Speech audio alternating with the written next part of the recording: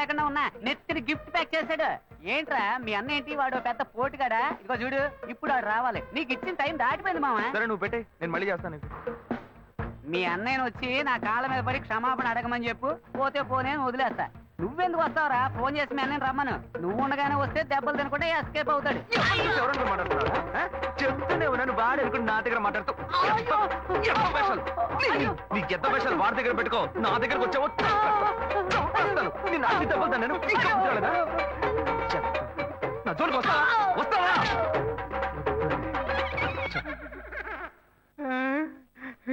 అప్పుడు నైట్ వచ్చి యాక్షన్ చేసిన అదే అన్న ఇప్పుడు వచ్చి యాక్షన్ చేశాడా? అప్పుడు ఇదే డబుల్ యాక్షనా? చట్టరీత్యా ఏ తప్పు చేయలేదు. నేను కూడా అంతే స్వామి.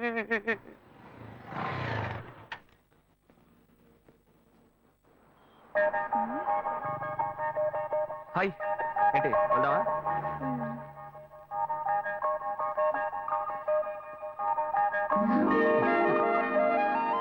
Come come SIT. ఏం కావాలో చెప్పు. ఆవిడేం చెప్పారో అవి రెండు.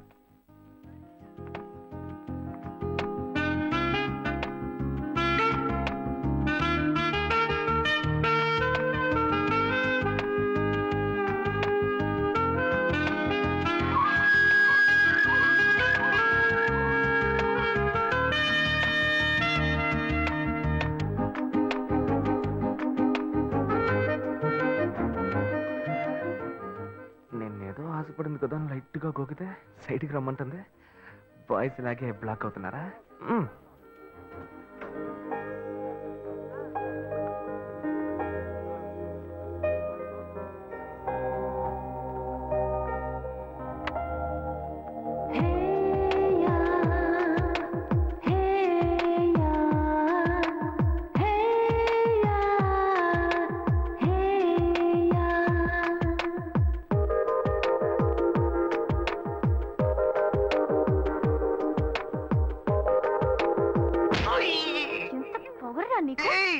నేనేం తప్పు చేశానే? నువ్వెవరో నాకు బాగా తెలుసురా. మీ అన్నయ్య నీ గురించి నాకు మొత్తం చెప్పాడు. శివనేనే. నోరు మూయరా. నా శివ గురించి నాకు బాగా తెలుసు. తన దగ్గర ఒక స్పెషల్ వాసన వస్తుంది. అది నీ దగ్గర లేదు. నాకు ఫస్ట్ నుంచే డౌట్ వచ్చింది. నువ్వే కదా అన్నావు యూత్ఫుల్ గా డ్రెస్ చేసుకున్నామని. నిన్ను సంతోష పెడదామని సెంట్ అది కొట్టుకొస్తే ఇలా సెంటర్ చూస్తున్నావేంటే? అయ్యో Shiva, I am so sorry. Sorry నాన్న. ఏంటి బాబు?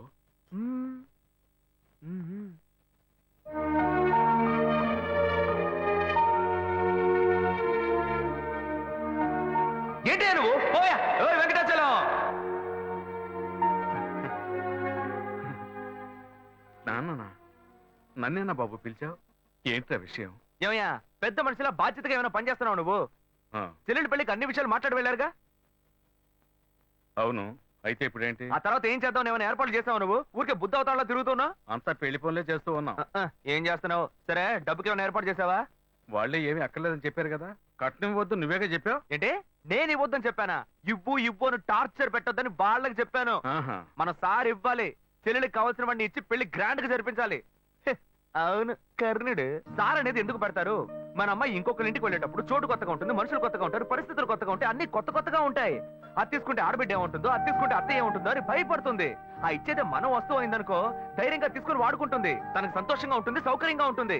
అందుకే పుట్టింటి వాళ్ళు ఆడపిల్లకి సారిచ్చి పంపించేది. అది ఇవ్వొద్దని ఎవ్వడు అనడు.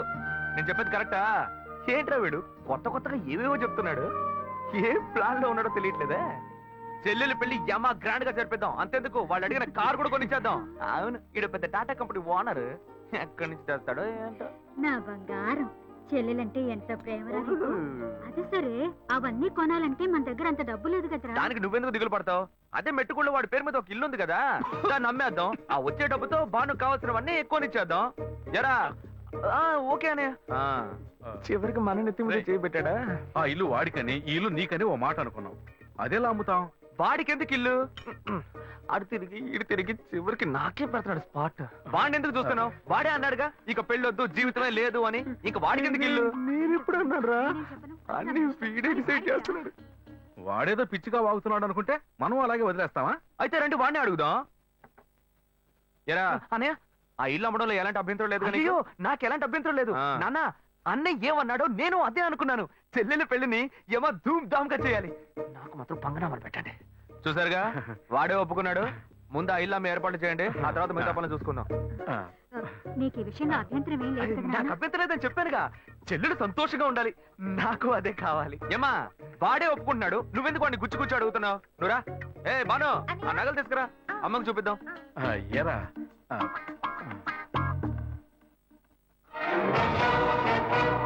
నా ఇంటికి ఎసరు పెట్టావు కదా, వీడిని ఇలాగే వదిలేస్తే నా చేతికి చెప్పిచ్చి నడి రోడ్డు నిలబెట్టేలా ఉన్నాడు.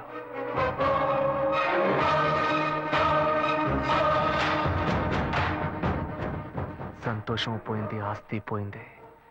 రేయ్, నువ్వు చేసేది మంచి కాదురా. నేనెప్పుడూ ఇలాగే ఉండను. నేను చాలా చెడ్డోణ్ణిరా, చాలా చెడ్డోణ్ణి. ఇంకా ఫిగర్లను కరెక్ట్ చేసుకునే విషయంలో ఎవరిని నమ్మకూడదు. మనకు మనమే గెటప్ వేసుకుని కరెక్ట్ చేసుకోవాల్సిందే. Hi hi. బుజ్జి ఇది మీకు ఇమ్మని చెప్పాడు. బుజ్జి బాబు. ఓ ఆడ మనసు ఇంకో ఆడ మనసుకే తెలుస్తుందని చెప్తారు. అందుకని మీ మనసులో ఏముందో మీరే చదివి చెప్తే నేను అతనితో చెప్పాను. బుజ్జి బాబు యాక్చువల్ గా చాలా మంచివాడు తెలుసా? అలాగా? ఏ అలాగా అని అడిగారు? ఒకసారి నా కంటిన్యూగా ఎక్కిళ్ళు, అప్పుడు అతను నన్ను రేప్ చేశాడా అన్న భయంతో ఎక్కిళ్ళు ఆగిపోయాయి. అంత మంచివాడా? ఏ అతను మీతో మాట్లాడాలని ఆశపడుతున్నాడు. ఇప్పుడు నేను అతన్ని చూడొచ్చా? షూర్, ఇప్పుడే 10 నిమిషాల్లో రమ్మంట. వెంటనే వర్కౌట్ అయింది. ఎక్కడికి వెళ్ళొద్దు, ఇక్కడే ఉండండి, రమ్మని చెప్తా. గెటప్ మార్చి వచ్చేయడమే.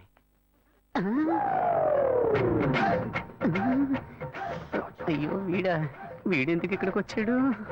అయ్యో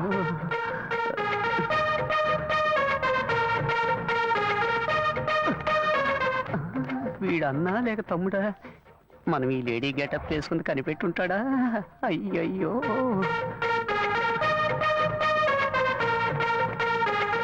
ఇదొకటి ఊరికే జారిపోతుంది. ఏంటి వీడు నడిస్తే నడుస్తున్నాడు, ఆగితే ఆగుతున్నాడు. అయ్యో ఏం చెబుతాడో తెలియట్లేదే. అనవసరంగా అమ్మాయిని బస్ స్టాండ్ లో వెయిట్ చేయమని చెప్పారు. అయ్యోయ్యో బ్లైండ్ అండ్ వచ్చేసాడు. తమ్ముడైతే పైన కొడతాడు, అన్నైతే ఎగిరెగిరి తంతాడే. వాళ్ళేస్తే దీనికే వెయ్యాలి. బుద్ధుందిరా నీకు? నువ్వు బుచ్చిబాబు సిస్టర్ కదా? బుజ్జి బాబునేరా వలేస్తే నాకే వెయ్యాలా? రా, వచ్చి వెయ్యరా, రారా. ఆడవేషం వేసుకుని కూడా లవ్ చేసుకుని ఇవ్వట్లేదు కదరా. అక్కడి నుంచి చూసినప్పుడు ఫిగర్ సూపర్ గా ఉంది అనుకున్నాను. ముందుకొచ్చి చూస్తే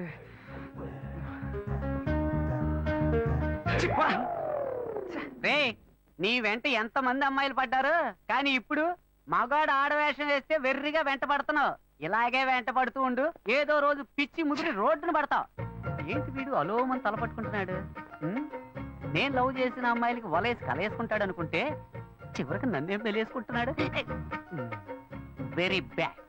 ఇంక ఈ ఊళ్ళో ఉండకూడదు, వేరే ఊరికి వెళ్ళి సెటిల్ అవడం మేలు.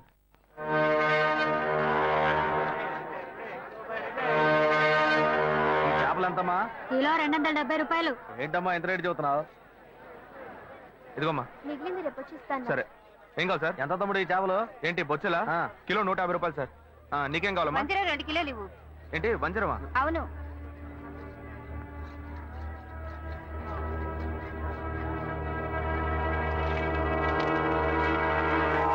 క్రీడలో ఉన్నాడే, చేపలు అమ్ముతున్నాడు.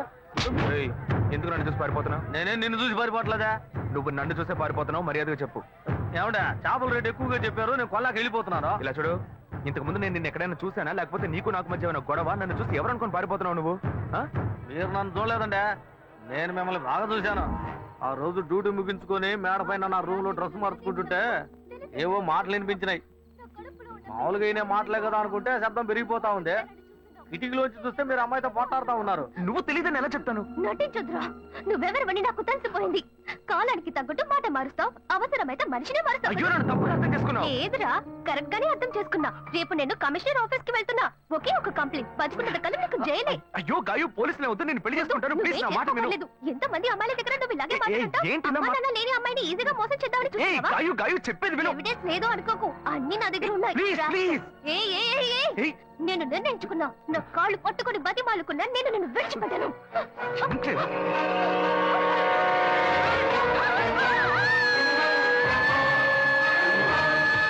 పోలీసులకు ఎందుకు చెప్పలేదురా? పోలీసులకు ఎందుకు చెప్పలేదు? షర్ట్ వదలండి.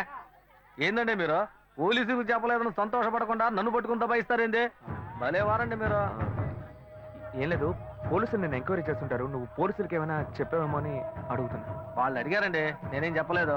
ఏ నేను చూశానని చెప్తే పోలీస్ స్టేషన్ చుట్టూ నన్ను తిప్పుకొని నన్ను ఇబ్బంది పెడతారు. నిజం చెప్పు చెప్పు అని చితకబాస్తారు. నిజం చెప్పానని మీ వాళ్ళకి తెలిస్తే నన్ను కిడ్నాప్ చేసి ప్రాణాలే తీస్తారు. ఇదంతా నాకు అవసరమా? మేమేదో బతుకు తెరుగు కోసం ఈ ఊరు వచ్చామండి. అసలే డబ్బు ఇబ్బందుల్లో ఉన్నాము. ఈ సమయంలో ఇది చెప్పబోయి చిక్కుల్లో పడితే నా కుటుంబాన్ని ఎవరు కాపాడతారో? ఇదంతా నాకు అవసరమా? పోండి సార్. ఏమయ్యా ఇటు రావయ్యా. ఎందుకంటే రావయ్యా. వదిలేట్లేడు ఈయన. ఇదిగో ఎందుకంటే ఇవన్నీ నా దగ్గర అంత డబ్బు లేదే. తీసుకెళ్ళి తినవయ్యా. అవును, నువ్వు అక్కడే పని చేస్తున్నావా? ఆ అమ్మాయి చచ్చిపోయిన దగ్గర నుంచి ఆడికి డ్యూటీకే పోవట్లేదండి. మరి ఇప్పుడు ఎక్కడ పని చేస్తున్నావు? ఇప్పుడు అప్సరా థియేటర్లోనేనండి నా డ్యూటీ. సరే థియేటరా. ఇవాళ పనికెళ్ళా? లేదు, సాయంత్రం పైన. ఇదిగో తీసుకెళ్ళు, వెళ్ళి వండుకొని తిను. రే ఆయన అడిగిన చేపలు ఎవరా? అలాగే అన్న. ఉండు. ఇవి ఖర్చులు కొంచెం. ఎందుకంటే ఇవన్నీ పర్లేదు, ఉంచుకోవయ్యా. వెళ్ళు, సరేనా? అవును, నీ పేరేమన్నావు? సుబ్బారావు అండి. ఏయ్ సుబ్బారావు. ఏం లేదు, సాయంత్రం అప్సరా థియేటర్ వైపు వస్తాను. ఓ 10,000 ఇస్తాను, తీసుకో. 10,000? అవునయ్యా, నీకు డబ్బు ఇబ్బంది అని చెప్పావు కదా. అవును. అందుకే తెస్తాను, వెళ్ళు. నేను ముందే చూసుంటే డబ్బులు బాగా వసూలు చేస్తుంటే వాళ్ళవా? చెత్త నా కొడక. అచ్చా, నేను నమ్మలేకపోతున్నాను. నేనే నమ్మలేకపోతున్నాను. వాడు చెప్పింది అబద్ధం అని నాకు అప్పుడే అనుమానం వచ్చింది. వాడి నోటితోనే నిజం చెప్పిద్దాం అనుకున్నాను. తప్పు చేస్తుంటాడు అనుకున్నాను, కానీ ఇలా హత్య చేసేంత ఘోరాన్ని కొడిగడతాడని నేను కళ్ళు కూడా అనుకోలేదు. వాడిని ఎక్కడైనా చూశానంటే నడి రోడ్లోనే చెప్ప తీసుకొడతా. ఇంత పెద్ద తప్పు చేసి ఏమీ తెలియనట్టు నటిస్తున్నాడు, నిన్ను మోసం చేశాడు. వాడిని ఊరికే వదలకూడదు. ఇది సూసైడ్ కాదు, మర్డర్ అని పోలీసులు కంప్లైంట్ ఇవ్వాలి. కంప్లైంట్ ఇవ్వాలంటే ఆ కేసును రీఓపెన్ చేయాలి. నేను ఆ కేసును రీఓపెన్ చేయలేను. ఇంతకు ముందే ఆ జడ్జి నేను పిచ్చోడని చెప్పి మెంటల్ హాస్పిటల్కి పంపిస్తానని చెప్పాడు. నేను కంప్లైంట్ ఇస్తాను. నేను కంప్లైంట్ ఇస్తే రీఓపెన్ చేయరా? ఎక్కడ సెక్యూరిటీ? అతనే తీసుకెళ్దాం. ఏందబ్బా ఇది? సాయంకాలం వస్తాను 10,000 ఇస్తాను అన్నాడు, అడ్రస్ లేడు.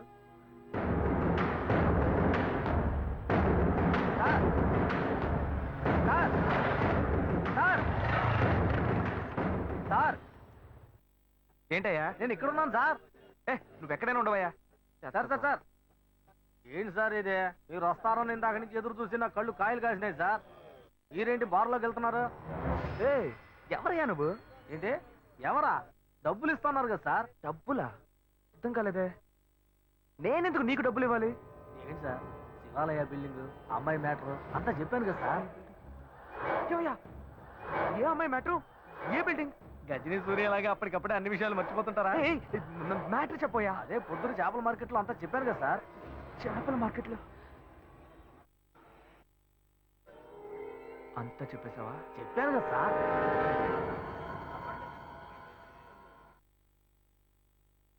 ఎంత ఇస్తానని చెప్పాను? 10,000. 1,00,000 రూపాయలు ఇస్తా. 1,00,000? నా కష్టాలన్నీ గట్టెక్కుతాయి. ఊరు వదిలే వెళ్ళిపోతాను సార్. నీకు డబ్బు ఇస్తాను, ఓకే సార్. నాతో రా. వస్తాను సార్.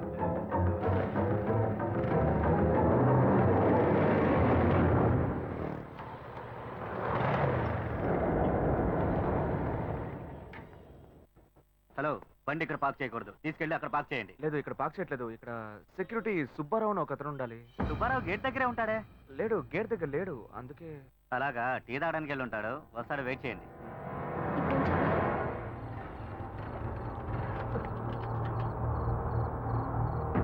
దిగవయ్యా. ఏమైంది సార్? ఏం లేదు, పెట్రోల్ ట్యాంక్ లో ఏదో అడ్డుపడ్డట్టుంది, చూడాలి.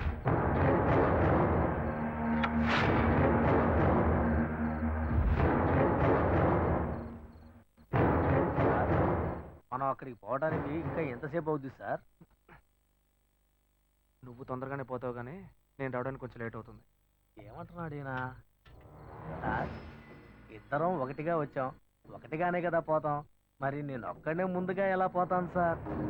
ఒకటిగా వస్తే ఒకటిగానే పోవాలా? నేను పట్టుకో. ఇప్పటికే ఆలస్యమైంది సార్. బస్సు లేట్ అయితే ఊరికి పోయి ఎలా చేరం సార్? ఇప్పుడు ఎలా పోయి చేస్తావు?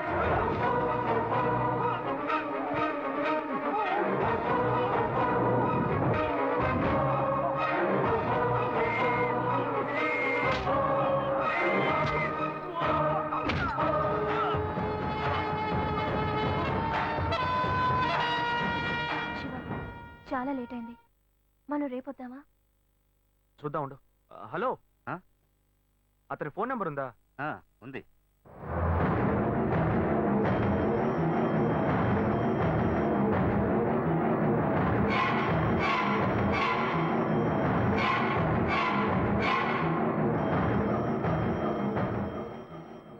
వీడికి ఎందుకు ఫోన్ చేస్తున్నాడు?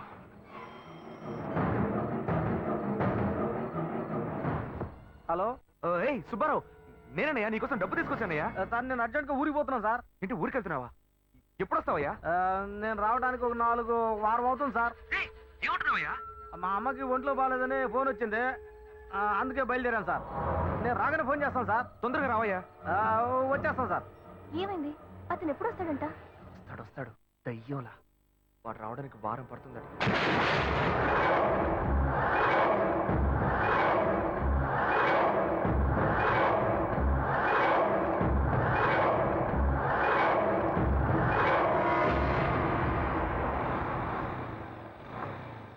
శివ, మీ తమ్ముడు ఒక చదువుకున్న క్రిమినల్. అతని విషయంలో తొందరపాటు నిర్ణయం తీసుకుని మీ ఇంట్లో మళ్ళీ చెడ్డ పేరు తెచ్చుకోవద్దు. ఆ సెక్యూరిటీని రానివ్వు, ఆ తర్వాత మనం కంప్లైంట్ ఇద్దాం. అంతవరకు నువ్వు ఇంట్లోనూ అతని ముందు ఏమీ తెలియనట్టే ప్రవర్తించు. కొంచెం కేర్ఫుల్ గా ఉండు శివ. నువ్వు ఈజీగా చెప్పేశావు. వాడు కనుక నా చేతికి దొరికాడు, ప్లీజ్ హత్య చేసి ఇక్కడికి వచ్చి చిందులేస్తున్నావా?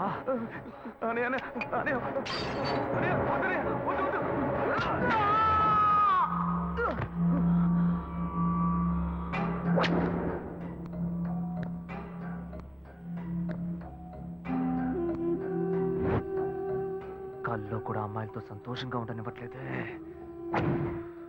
గాయత్రి గురించి నిజం తెలిసిన వాచ్మెన్, వాడి కథ ముగిసిపోయింది. నిజం తెలిసిన వాడు వీడొక్కడే. వీడికి భయపడి నేను చచ్చేలా ఉన్నాను. నేనెందుకు చావాలి? నేను సంతోషంగా బతకాలి. నేను సంతోషంగా బతకాలంటే వాడు చావాలి.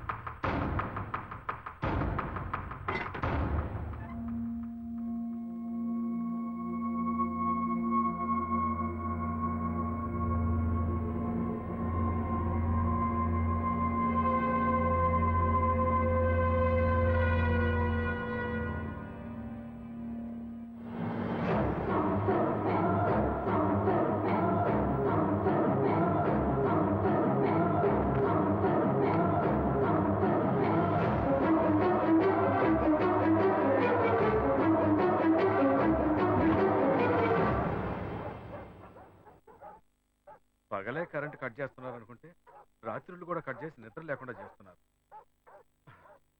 రోడ్ లైట్లన్నీ వెలుగుతున్నాయి.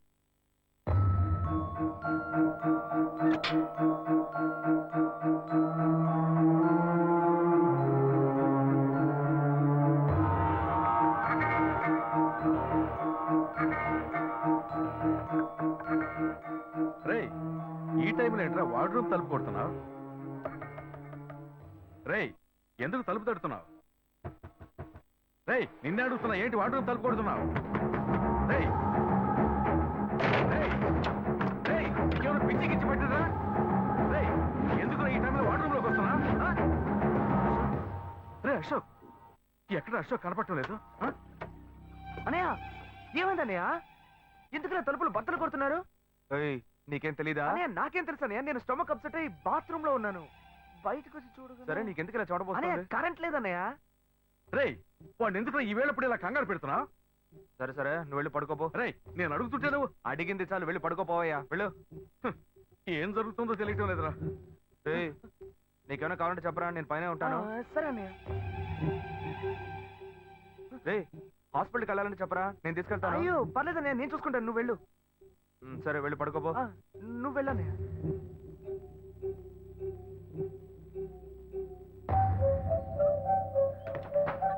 నిజమంతా తెలిసి కూడా ఆసుపత్రికి తీసుకెళ్తాడట.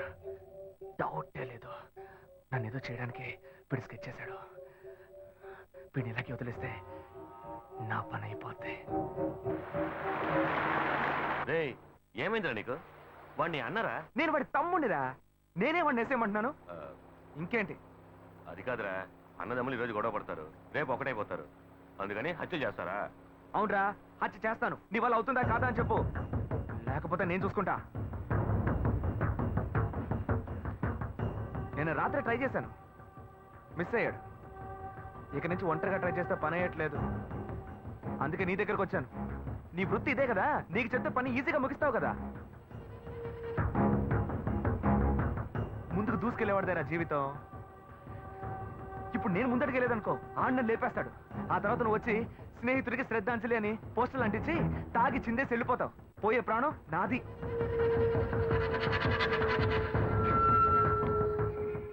పోయిరా. అయితే డిసైడ్ అయ్యి వచ్చినట్టున్నావు. నువ్వు చెప్పేదంతా